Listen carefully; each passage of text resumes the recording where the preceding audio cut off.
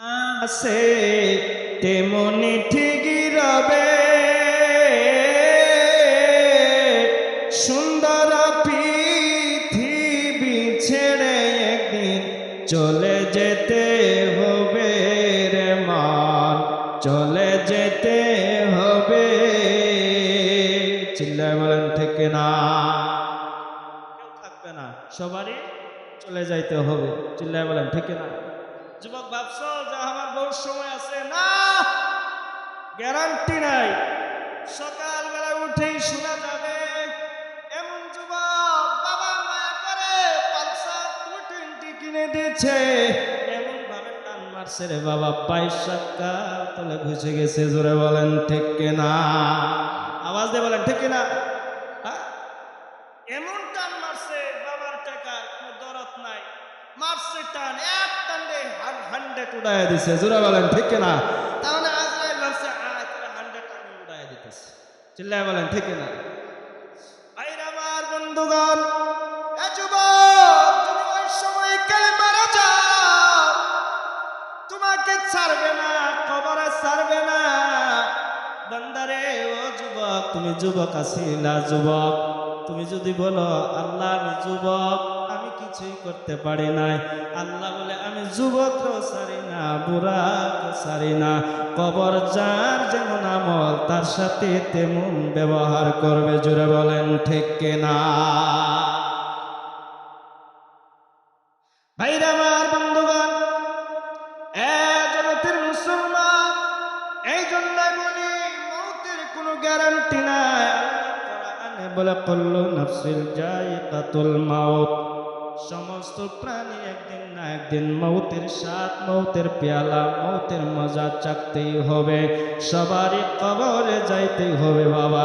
যাওয়ার আগে আল্লাহর ঘর মসজিদের একটুখানি খেদমত করে চলে যাও। যাওয়ার আগে আল্লাহর ঘর মসজিদের ভিতরে একবার যায় আমার আল্লাহকে সিজদা দাও। যাওয়ার আগে মসজিদে যায় একটুখানি ঝাড়ুটাই লাগায়া দাও। যাওয়ার আগে মসজিদে যায় একটুখানি পানি ছিটায়া দাও। যাওয়ার আগে মসজিদে যাও, ইমাম সাহেবের সঙ্গে বসো, দুইটা কথা শিক্ষা নাও। দেখবা তোমার জন্য কবরটা আমার আল্লাহ আরামের জায়গা বানিয়ে দেবে। জোরে বলেন মারহাবা। মরণের কথা বান্দা, মরণের কথা বান্দা স্মরণ করলা না। আজরাইল আসিলে বান্দার কৈফত চলবে না রে, বান্দার কৈফত চলবে না। সে তো নামে আজরাইল,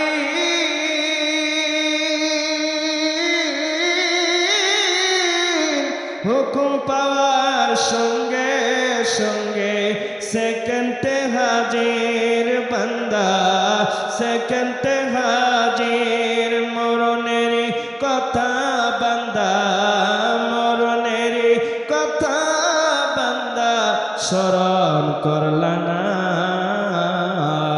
আজরাইল আসিলে বান্দার কৈফত চলবে না রে, বান্দার কৈফত চলবে না।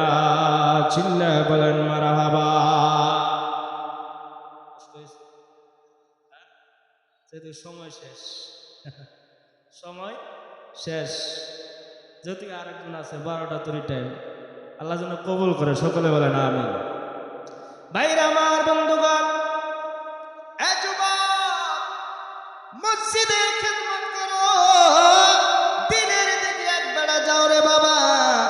আমার বন্ধুগণ, দিনের দিকে একটুখানি আকর্ষণ হয়ে যাও, ইসলামের প্রতি একটুখানি আকর্ষণ হয়ে যাও। যদি কোরআন না পড়তে পারো রে বাবা, আলিম উলামার সঙ্গে বসো, ইমাম সাহেবের সঙ্গে বসো বাবা, কোরআন পড়া শিখো। আর মসজিদে যাও, আল্লাহকে সিজদা করো, দেখবা আল্লাহ তোমার তকদিরকে চেঞ্জ করে দিবে। জোরে বলেন মারহাবা। সারাদিন ডিজে গানের ভিতরে পাগল করা হয়ে যায়, কাইরে ডিজে গান। চিল্লায় বলেন ঠিক না? আল্লাহ করছে। আল্লাহ সর্বনাশ, এটা আল্লাহ করে না, এটা মিস্টার শয়তানি করছে। জোরে বলেন ঠিক না, আওয়াজ দিয়ে বলেন ঠিক না। ভাইরা আমার বন্ধুগণ, এ মুসলমান, যেমন ক্ষেত তেমন ফসল। চিল্লায় বলেন ঠিক না। ক্ষেত ভালো তো ফসল ভালো, মা ভালো তো সন্তান ভালো হবে। জুড়ে বলেন ঠিক না। বাবা ভালো তো সন্তান ভালো হবে। জুড়ে বলেন ঠিক না। কথাটা বলার পর একটুখানি খারাপ লাগছে নাকি? ভাইরা আমার বন্ধুগণ, লক্ষ্য করে দেখো, মা বোনেরা একটুখানি কর্ণপাত করে শুনবেন। আমি যে বললাম মা ভালো তো সন্তান ভালো, ও মা বোনেরা একটুখানি আব্দুল কাদের জিলানীর মার দিকে লক্ষ্য করে দেখো। উম্মুল খায়র ফাতিমার গর্ভের থেকে বড় পীর আব্দুল কাদের জিলানী জন্মগ্রহণ করেছে বাবা। জন্মগ্রহণ করার পরে থেকে বাবা বড় পীর আব্দুল কাদের জিলানী রমজান মাসে জন্ম নিয়েছে বাবা। আর যখন রমজান মাসে জন্ম নিয়েছে, সারাদিন মার দুধ পান করে নাই। আবার যখন ইফতারের সময় হয়েছে, গাউসে পাক মার স্তনের দুধ পান করেছে। জোরে বলেন মারহাবা। আবার যখন একটু বুঝমান হয়েছে, মাদ্রাসায় হুজুরের কাছে দিছে পড়ার জন্য। এক এক করে 18 পারার কোরআনের হাফেজ শিখায় দিয়েছে। জোরে বলেন না সুবহানাল্লাহ। এটা কোন থেকে শিখলো? কয় না কোন থেকে শিখলো? ডিজে, মানে ডিজে বাজায় শিখছি, বক্স বাজায় শিখছি না। ভাইরা আমার বন্ধুগণ, মা জননী গর্ভে সন্তান বড় পীর আব্দুল কাদের জিলানীর মা নামাজ পড়েছে, কোরআন তেলাওয়াত করেছে। এক এক পারা কোরআনের পারা তেলাওয়াত করেছে। আর গাউসে পাক মার গর্ভের থেকে এক একটা করে 18 পারার কোরআন মুখস্থ করে নিয়েছে। জোরে বলেন মারহাবা। আর আমাদের মা সন্তান গর্ভে হওয়ার পর বাবা সিরিয়ালের সামনে বসে যায়, কটকটি রানী দাঁত ঘিসকি মারে, সাথে সাথে মাও মারে। চিল্লায় বলে ঠিক না, হয় না নাই? আর সন্তান যখন জন্ম হয়, তখন দেখবেন ওই কটকটি রানীর মতন মার সঙ্গে ব্যবহার করে। জোরে বলেন ঠিক না।